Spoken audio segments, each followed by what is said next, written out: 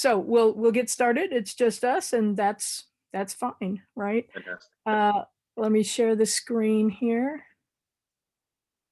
So we'll go back here, and I've got a number of images in here, some of which I've worked on, some of which I have not. Um, but I'll go to this one that I have selected of Queen Mary of Great Britain. And this is an image I lifted from the internet. So it is not particularly high resolution, but it's not bad. So you see I've come in 400% and it's just starting to pixelate a little bit.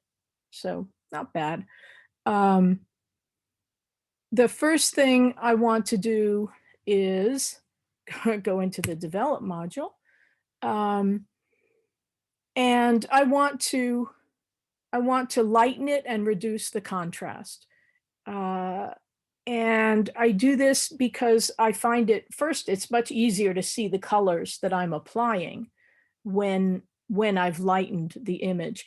But also, when you hand tint, dark images in some ways, especially with portraits, they don't necessarily work that well. But anyway, you can always tweak it. But I do find it much easier to work on a somewhat lighter image. So here we go. And if you look at the basic module to the right here, you can see that I've upped the exposure by a little over 1 stop. I've reduced the contrast to -36. I pulled down the highlights. I opened up the shadows. And I actually opened up the blacks. So I lightened the blacks.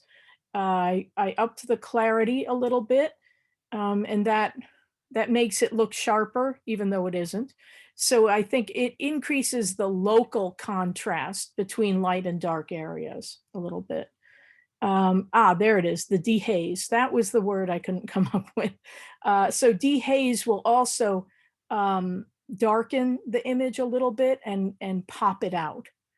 So we're talking about color saturation, and that can help. Um, so uh, I just started playing around with colors. I didn't really have specific colors in mind for her gown, for the background. I knew her hair was a kind of um, very light brown, and her eyes were blue. That's about it. Um, I found matching skin tones, as we talked about yesterday. Making and matching skin tones is difficult. Just using the color mixer in black and white. So there are there are a couple of ways you can go about hand tinting. With a native black and white image, you kind of have to add the color from the color picker when you're in one of the tools. But if you start out with a color image, you can just reduce the saturation to 0, and then you can bring it back in certain areas. But that's not really hand coloring or tinting. It's just selective, using selective colors. Um, and what I want you guys to do is to actually add color. So first, I did give you the choice or the option of using these balance wheels, I guess they're called, the color grading wheels, for 2 images. And this tool used to be called split toning, and it's something that's done in black and white photography in the darkroom using actual toners. You can use selenium. Very popular toner in the 19th century was sepia, which is a brown toner, and also split toning, and that is some types of paper and some toners if you did it right, would split tone, and that is the highlights would go to one color and the shadow areas to a different color. And so the color grading wheels allow you to do that. So I'm going to activate the shadows, and they are now purple. And really, the entire image is affected to a certain degree, but mostly the shadows pick this up. And as you rotate the wheel, you can see the color changes. But maybe I'll stick with this purplish tone for right now. And then I'll go to the highlights and pull the circle out, the center circle. And this circle will indicate the intensity of your color. So the closer to the center, the less intense, and the further out to the edge of the circle, the more intense. So let's pick a color that's not purple so you can see the difference.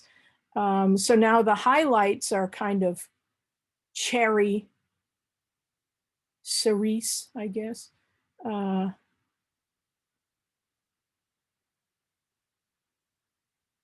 Yeah, something like that, perhaps. And so that's a split tone. And you can do any colors you want. And you don't have to do a split tone either. You know, you can just, to zero it out, just double click on the center and it zeroes out wherever you are.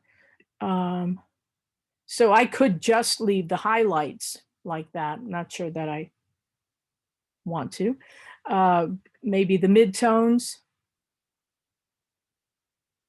So in this case, the midtones pick up the color,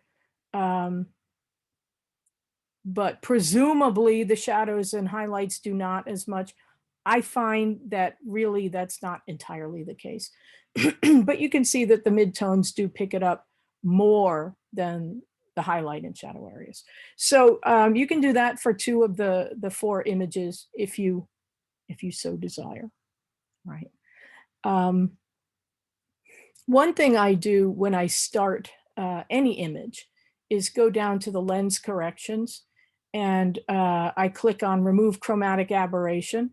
That's more for color images than obviously black and white, but any kind of weird color shifts or, you know, things going on, especially you get them in areas, you know, where light and dark or different colors come together, that helps.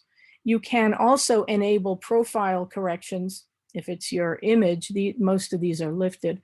So let's see, that one might have them. And that will, oops, well, it won't. But if your image has the metadata for it embedded, it will bring up the profile for that lens. And if there are known aberrations or, you know, distortions for that lens, it will correct for them. I find I forget to do that. And then when I go back in and do it, it doesn't look right. So you need to make the choice, I guess, at the beginning. Excuse me. So back to Queen Mary. And so I just, you know, I chose an area, and it doesn't matter where you decide to work, right? But the main tool that I use is the adjustment brush. If you have large areas that you want to add color to, then certainly the radial filter or the graduated filter will help you there. But a lot of this stuff was minute, and so the adjustment brush is perfect for that. And you want to come in more than 100%. Maybe not 400%, but why not? So maybe I'll start with these these vine-like things on her very ornate gown.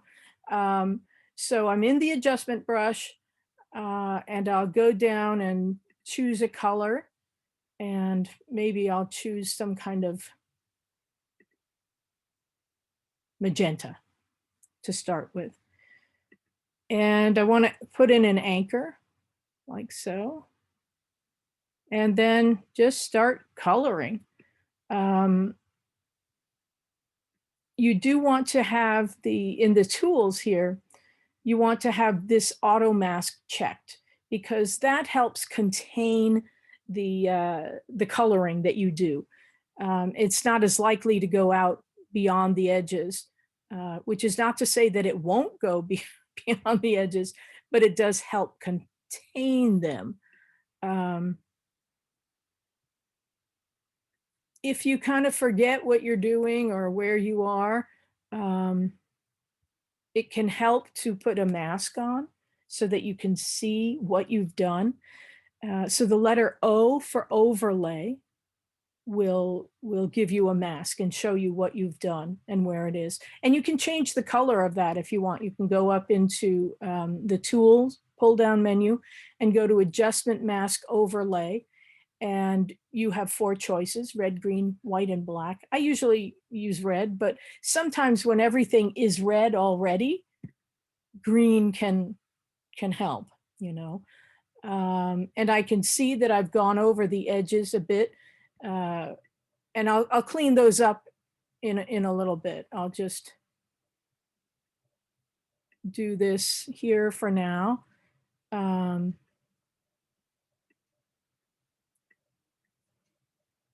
Okay. So I've done this, and to clean it up, I have 2 ways. There are 2 things I can do. If I'm just going to clean up a few areas, I can hold down the Option key, and then notice that the plus sign in the cursor becomes a minus sign, and so it becomes the erase tool. And I can go in and clean up the edges like so.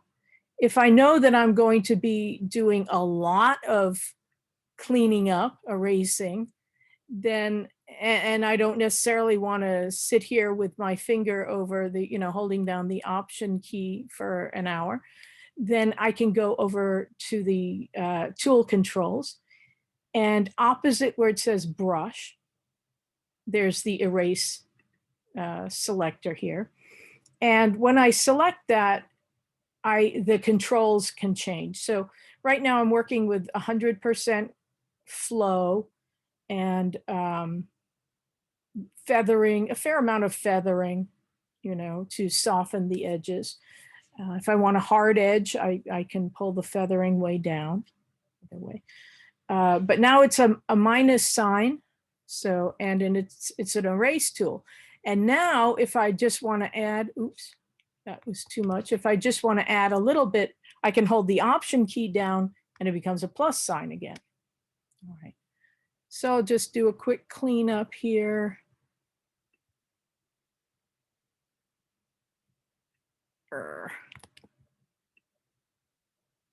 I have I think it's a bad habit of doing huge swaths in one segment. And that's a holdover, I think, from the early days of Photoshop, when you were limited in the history. So it only showed like 10 steps or something. And so I would keep the steps down as much as I could. And nowadays it just doesn't matter, but that habit is kind of ingrained.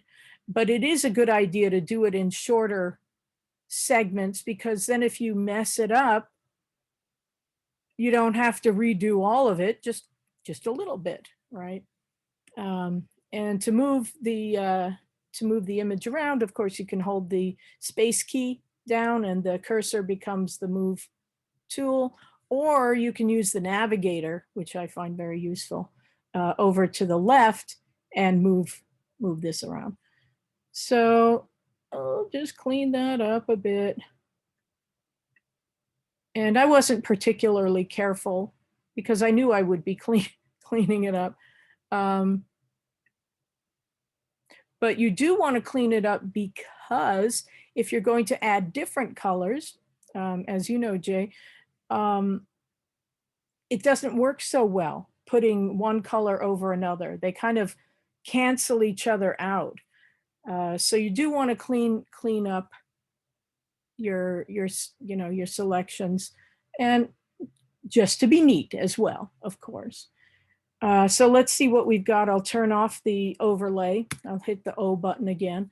And yeah, that looks okay.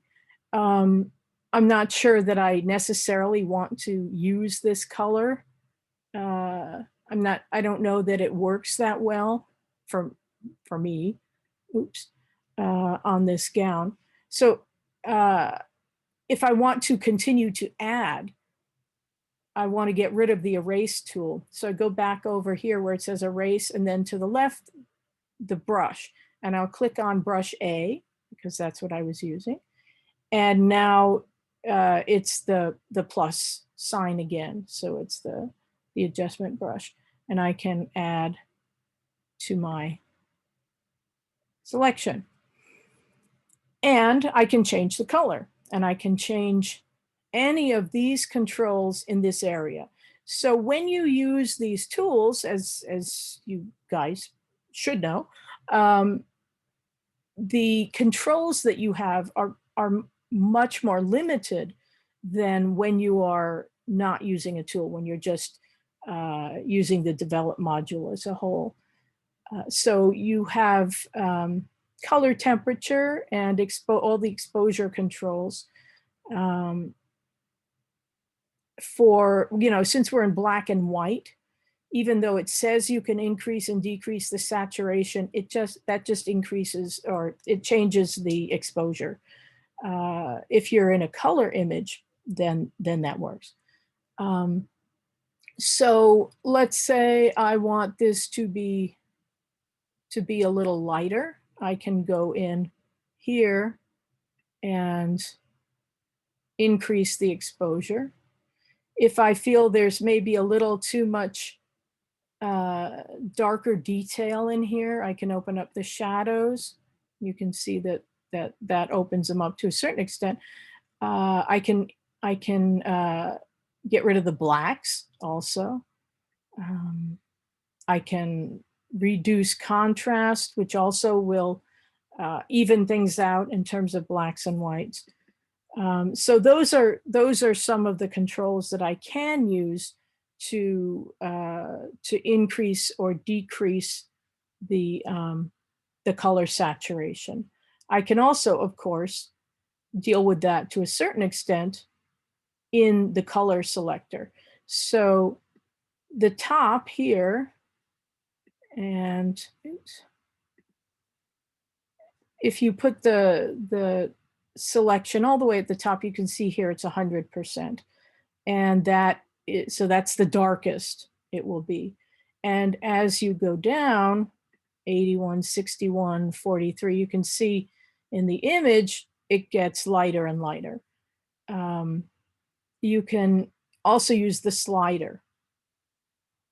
So, and that's helpful if you like that particular color that you've chosen, but you want it lighter or darker, because when you use the eyedropper, it can move around a little bit. You might not maintain that same color, but you can, of course, try out lots of different colors. You're not locked into any one color. You can always go back in and reactivate your selection and change it completely. I can make it blue. So let's make it blue. And I think that's a little light. So maybe I will back off on that a bit. The one thing that I find, one of the things I find is, that is not satisfactory to me, is that it's hard to get really vibrant colors in this, in this mode and in this way. I believe that when you're finished, convert the image to color, you can then deal with saturation and so on. But anyway, so I've done this thus far, and maybe now I will deal with these braids, you know, that I think should probably be gold. And so I'll make a new tool. So up here at the top, hit new, and maybe I'll select a color first, and we'll see how it goes. And then come in here and start adding some color to this. And you can see that I'm messing it up kind of, and going over the edges. And I've gotten okay, or well, pretty good in general when I'm careful at using the cursor with the trackpad. But if you have, that is the laptop's trackpad, if you happen to have a tablet, like a Wacom tablet that has a stylus, that makes life much, much easier if you're doing a whole lot of fine work on your images, either doing this sort of thing or just, you know, adjustments in exposure in certain areas, you know, selective adjustments. Yeah, Jay? Quick question. Yeah. I don't have a Wacom tablet, but I do have an iPad. So does that suffice for a Wacom tablet and with a pencil, an iPad with a pencil? Um, you Have you know, ever tried that? I have not tried that. That's a good question. You know, if you have Lightroom, this is Lightroom Classic. If you have Lightroom CC, I guess it is, Oh, which right. is, you know, that's the Lightroom you can use across platforms. Mm-hmm, Um, I'm guessing that's where you would really be able to do that. mm-hmm, mm-hmm. I will give that a try because I haven't tried that, and it's a good thought. I don't know if you can sync that up with this, Oh, to okay. use it as a, you know, as a tablet. That would be really cool if you could. Yeah. Yeah. So I will check that out. Cool. All right. Thank you. Yeah. So anyway, here I am adding this stuff here. Uh, and I will clean it up in a little bit. Um, and it looks kind of gold, right? uh, so as with the blue, you know, I might come in and fiddle around with the exposures, see what it looks like, darker, no, lighter, and maybe getting rid of some of the black because it's kind of intense. Um, but it would be nice to have it more gold. So what I do is I experiment. So I'll try the dehaze. Sometimes that helps. Sometimes it doesn't. So I'll up that a little. Um, Something like that, maybe. Let's see what contrast does. Not much. So I'll go back to the color selector and maybe change that a bit. So up at 100%. And, you know, straight yellow, it looks like lemon, you know, and that's not quite gold. But if you go too far over to the red, then it's kind of peach colored. That isn't quite right either. Um, so I play around until I get something that I feel is satisfactory, at least for the time being. And again, I can always change it. I do periodically go to the full frame to see what it looks like. And obviously, I don't have to be that anal, though I do tend to get anal about this, uh, because in the full frame view, you really don't see that much of this detail. You see some, and for me, it's important to get it right anyway, instead of just doing, you know, blobs like that. Um, although that actually doesn't look that bad, um, but I think it's a good thing to remember in general that these images, that your images in general, are meant to be viewed from a certain distance. In galleries, 18 inches is about what you want. So, you know, excuse me. If you go up to almost any image and isolate a spot, either with a magnifier or just with your naked eye, you're almost always going to come up with some mistakes at some point. You know, you'll see little things. See, Yeah, I have, right. I have a quick question. Yeah. Have you used, on the right-hand box there where it says hue and that rainbow color? Have you used that slider? And if you have, what does, I couldn't, when I used it, nothing happened. That's right. In black and white, nothing will happen. Oh, okay. Okay. So it's just kind of useless in black and white. In color, it's nice, especially because you can, if you want to, do fine adjustments and do little tweaks with your colors. Okay, so this is this image, and you can see that every area, if you're going to hand color it, every area has to be dealt with. And so let me go back into the library module to see all of these. Mhm. So letter G, of course, will get you there more quickly, a little bit more quickly. And so I have different versions of the of the finished product, I guess. I think that this was my first one, and so I did a whole lot of work,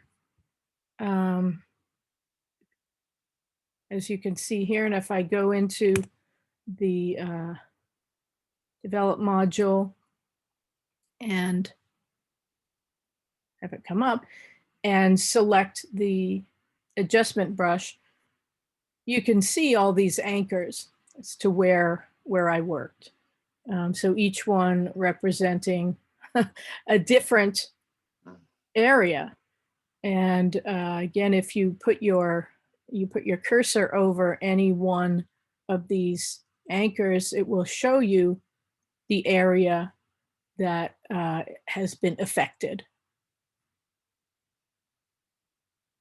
Hair, you know, this one obviously that column, and so on.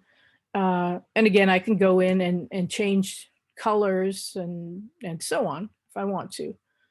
At any time, even after I've closed out of Lightroom, as you guys know, one of the wonderful things about Lightroom is that aside from being non-destructive, so you never altering the original file, the history remains.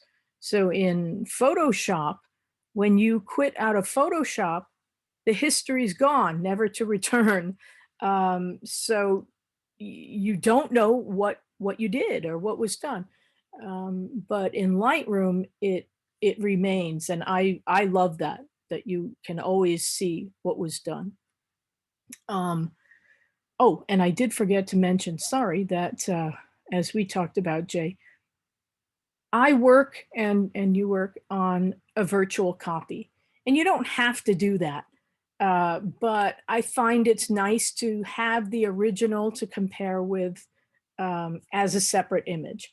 And of course, if you want to compare you know what you've done thus far with where you started, the letter Y will show you a before and after. And then you can work on it side by side also, which is nice. And then of course, to get out of it, the letter Y again. And so I tried different versions with different color casts, I guess, overall. So let me get out of the, yeah. So I did convert this back to color. And in that way, I could do general shifts in color.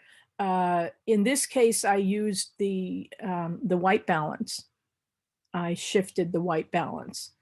And that's an easy way to change the appearance of the image in a rather broad way.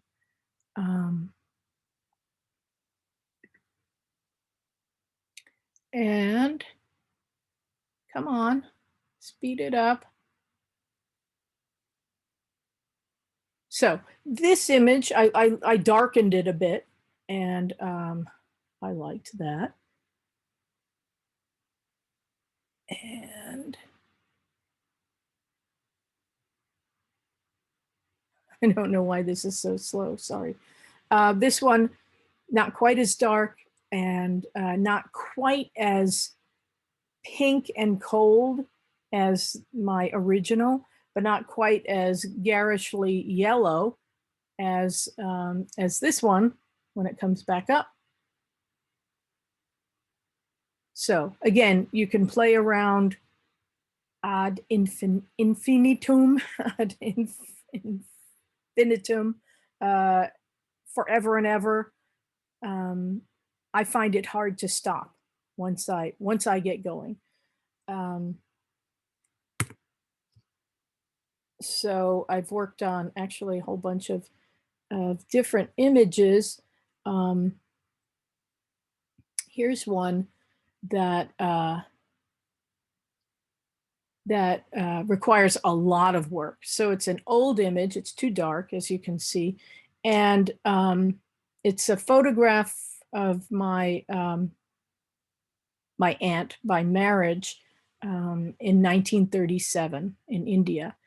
And if you come in close, you can see that there's just an incredible amount of damage to the image.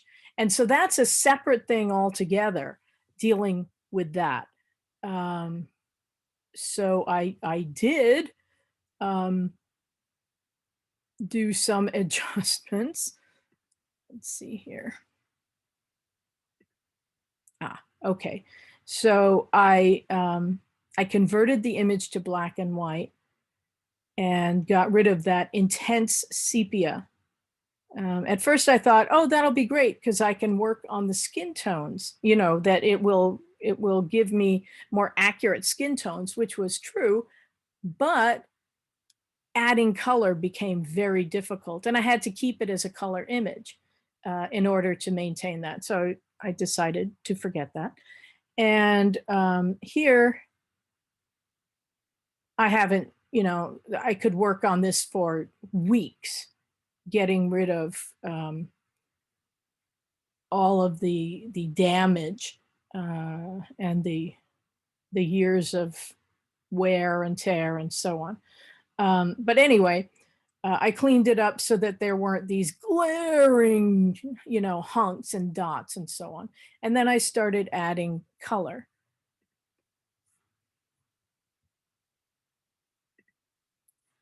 And I don't know really what the original colors were of, for example, her sari. So I just kind of started with pink. And I would like it to have been bright red, honestly, because that's the traditional color for wedding saris. And I just couldn't get it there. So I just accepted that for now and went with it. So I'll show you what I did here. Is that right? Yeah.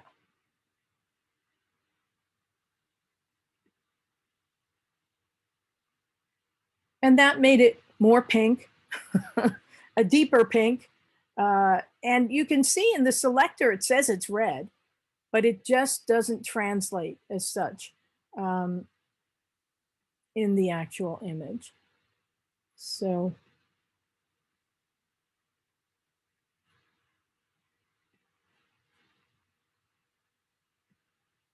I can pull it down and make it a deeper pink. And it's too bad that I can't use the color temperature wheel or sliders, because that would help me a lot. However, I can't. So I can, again, I can manipulate light and dark, and that does help somewhat. But it doesn't make it a beautiful, rich kind of cardinal red, which is what I wanted. But there you have it. And so I'm pulling down the blacks, and that does help. It does make it a deeper, more intense color. And then you can see that I went in and put in some gold, because of course the saris, especially the wedding saris, are woven with metal for decoration. And you can see that the sari also has like a pattern all over the whole thing.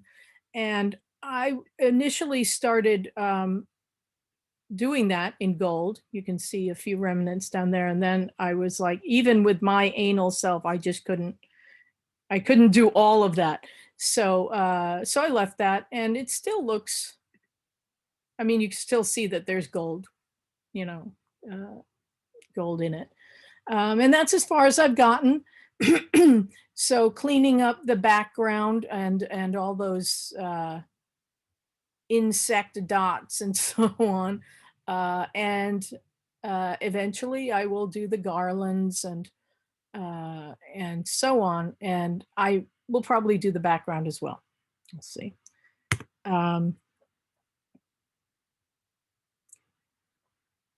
And this image, so here's a landscape, and this is actually an Ansel Adams, which surprised me because it's a little off kilter. And he was a very, very careful, exacting photographer, but it's a little off.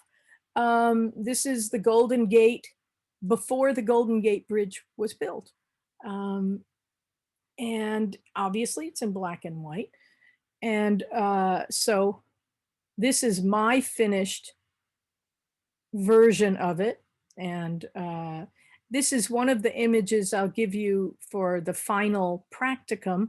You have many choices to work on, but we all have different interpretations of everything. So get into the develop module.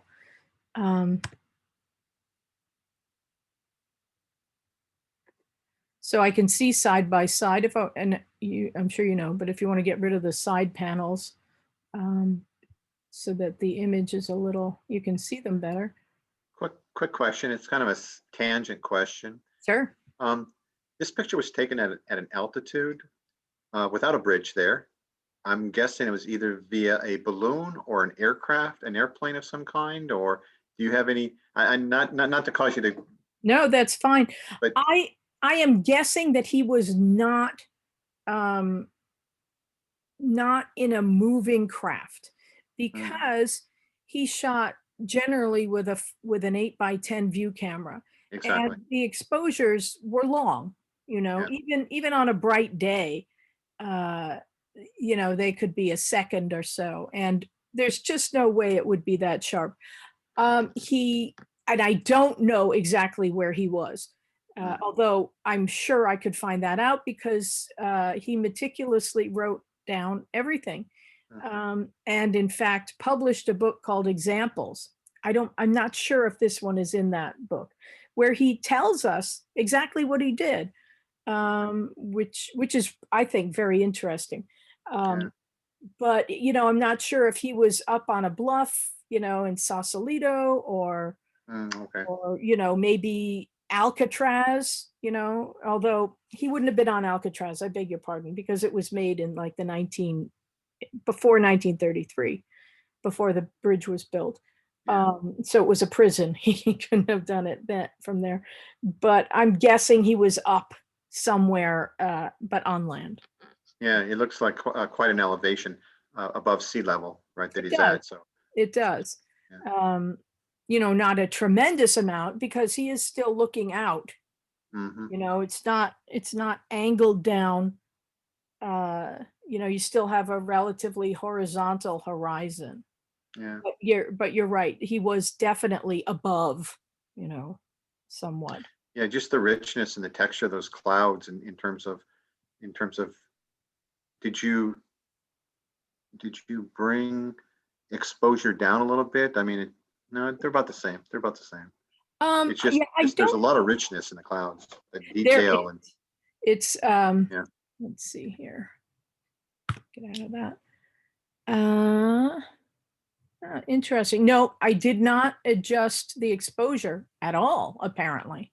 I left it, at least according to this, it's, yeah, it's all as it was. So all I did was add color. And if you look at the history, you can see it is pretty extensive. Add brushstroke. Mhm. Goes and goes and goes and goes and goes and goes and goes and goes. So I did a lot. And in this image, I not only used the adjustment brush, but I used the spot removal tool. Mm. And so you can see here, I actually got rid of uh, the cloud. I'll go back to the original in a moment. I found it dark and distracting. I didn't like it. Mm. And so I just got rid of it and added my own cloud. It's a copy, if you look here closely, it's just a copy of this area. Mm. Yeah, it is. Yeah, it is. Um, Yeah. Very neat. so here in the original, it's just this black or dark gray blob, which I thought was really distracting. Yeah. I'm kind of surprised that Adams left it in. Um, and maybe there's another image that I don't know of where he waited for it to leave. I don't know. Um, but I didn't wait. And so I just got rid of it. And I didn't use that many different colors, as you can see.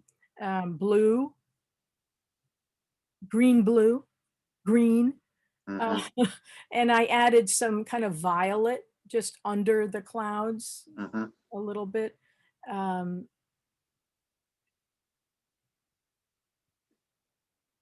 and you can see there aren't that many anchors. There's some, but Mm. um, so here, let's see what I did here. I changed the tint.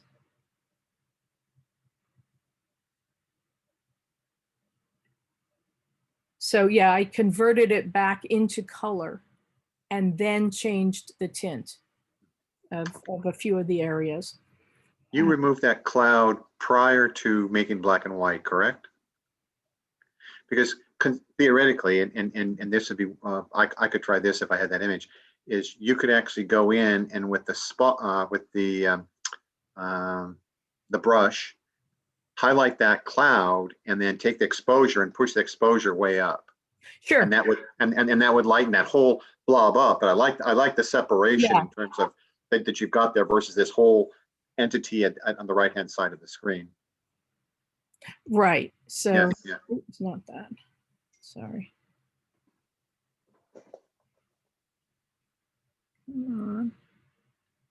So yeah, I could certainly lighten that up. I just found it, it's just like this blob there. Mhm. And it didn't have the beautiful detail, that this Yeah. cloud had. And I could certainly have made it darker if I wanted to, Mhm. you know, uh, though I didn't want to make it that much darker. But part of the problem, I think, with this is that it's just too dark. It's like a black hole, not quite black, but it pulls the eye to that area. And I don't want it to do that. And that's something actually that Adams talked about quite a lot in terms of composition, that you want the viewer's eyes to go into the frame and be led around the frame uh, using the elements in the scene, physical elements, areas of light and dark, you know, but that you don't want really bright or really dark things at the edges of the frame. which will pull the viewer's eyes out of the frame. And the exception to that, of course, is vignetting. And that is used as a tool, again, to direct the viewer's eyes into the frame, right? So this is an example of a landscape that that I was pretty happy with, considering. And I'll just show one more for now, and that is this image, which is a family image of mine. And it shows my grandmother as a small child here with her grandmother and her great-grandmother. So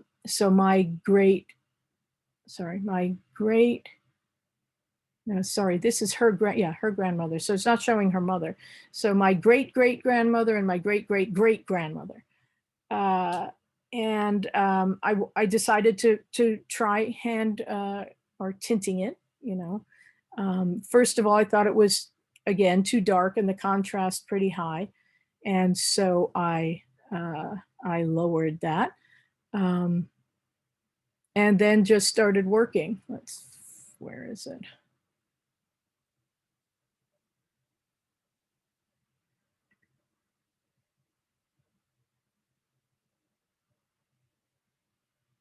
Come on. Sorry. Okay, so here we go. And you've seen this, Jay, but I'll go over it again a bit. So there are a lot of different areas here, though some of them I could repeat, you know, using the same colors in different areas. Let's see. Right.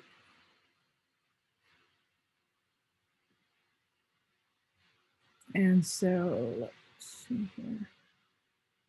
So you can see all the areas I worked on. And I tried to, you know, use slightly different tones of green so that they weren't all the same in the different areas of the grass and the big hollyhocks here and other plants and trees. Some, that's catalpa tree. And this is one where I might go back in now and work on the skin tones a bit more. You can see they all look a little sallow, a little yellow, as if they're all a little bit jaundiced, which hopefully they were not. So I think this is the skin.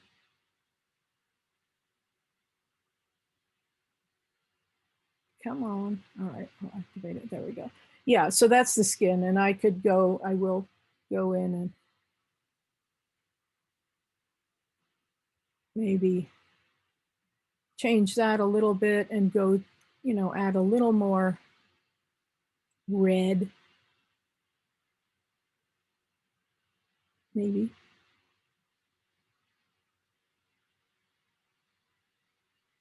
Maybe not quite that much. Anyway, you know, one can play around forever doing this. And then again, you know, I might adjust shadows, highlights, densities, and so on. And play around some more. I also found that gray hair was a little bit difficult.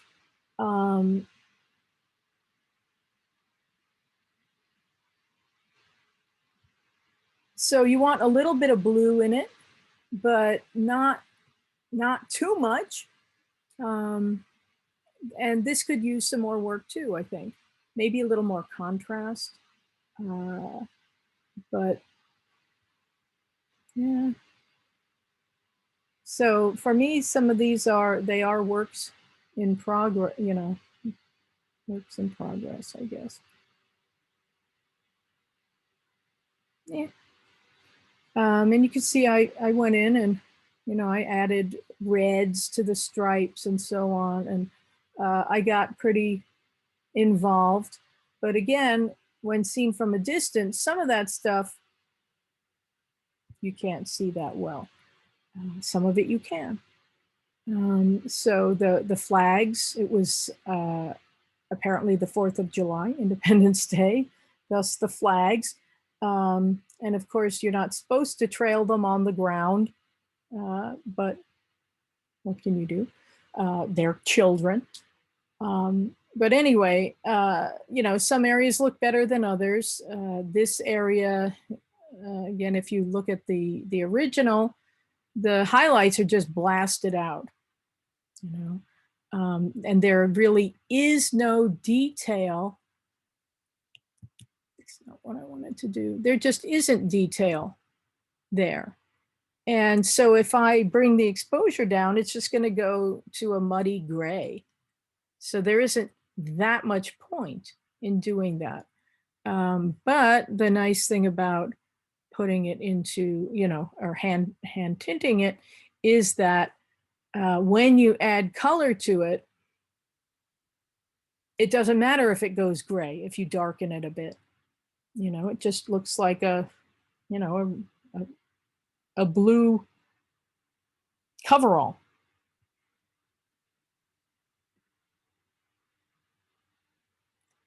And so again, you can do as much as you care to.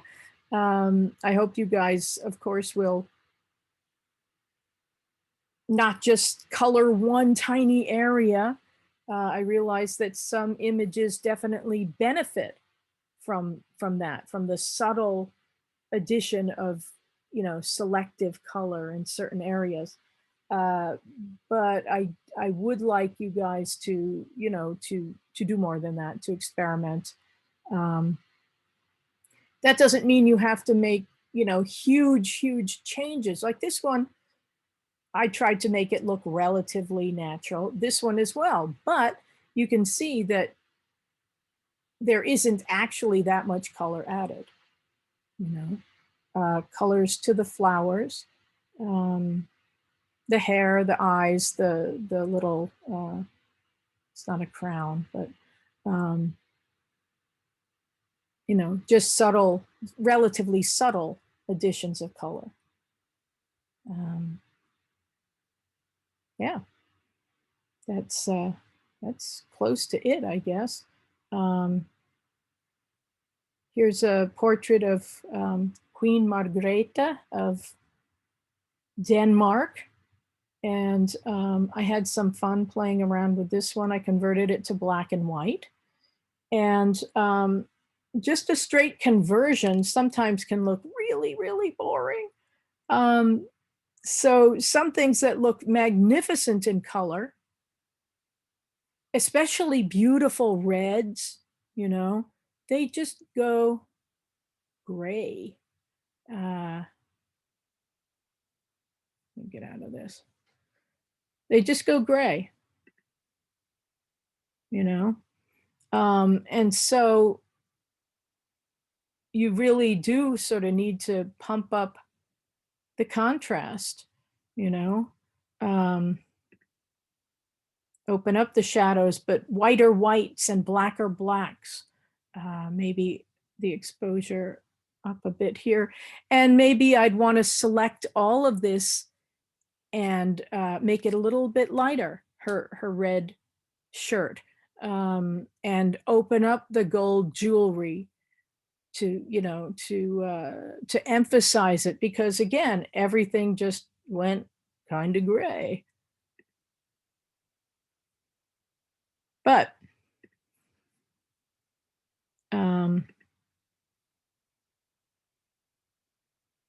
so I lightened her face. I made her eyes bluer. I intensified the red a bit, and I made the background blue instead of, So black. this is the one you tinted, huh? Yeah. Yeah. So So, I converted to black and white, and yeah, then I added the colors. Yeah, no, the red really pops on here in terms of not quite exactly what the original was, but much better than what we were seeing, what I've experienced in the reds, and also in Mhm. terms of other ones. So that's Yeah, it turned out pretty good, really good. thank you. Yeah, Again, the trick for me was getting her skin tones. yeah. Um, and yeah, I had to play around quite a bit Hmm. to do so. Let's see, where's her skin? Well, So anyway, yeah, no, yeah, yeah, yeah. everything. Yeah. So whatever color I chose. Huh. Oh, wow. Oh, down here. Yeah, surprising. So in the kind of pinkish red area. Hmm. Um, but yeah, it's just I find that it's lots of fun trying different images, different techniques. Yes. Hmm. This one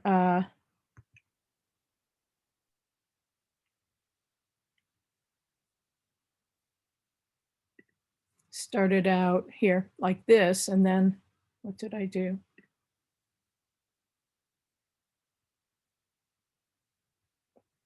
I don't know why this is so slow. Sorry. Um, anyway, started out like so, and uh, this was one version.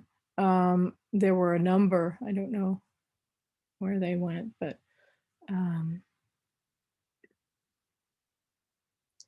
in a couple, I just intensified his eyes. Here, this one.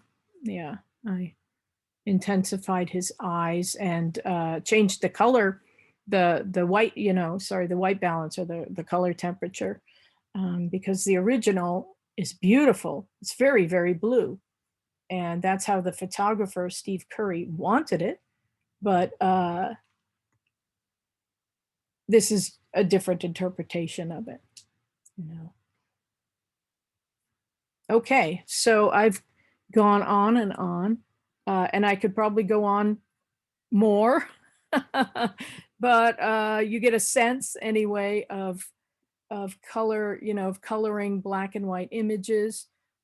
Again, you can start with a native black and white image, or as with this one, start with a color image and convert it to black and white, and then add your own stuff. And here's a different one that I did. Yeah, in the end, I think that the lavender shirt is not so great, but anyway, that was one interpretation of it. So I hope you guys have fun with it. I certainly have fun with it, but maybe it's not to everyone's taste. But anyway, that's the assignment, and you have another week or so to do it. Um, if you guys have any questions, just let me know. Uh, I'm here for consultations, I guess. All right. So, any other questions or None from me at this point. Thank you very much. okay? Absolutely. Yeah, have at it. Have a wonderful weekend. And Fantastic then.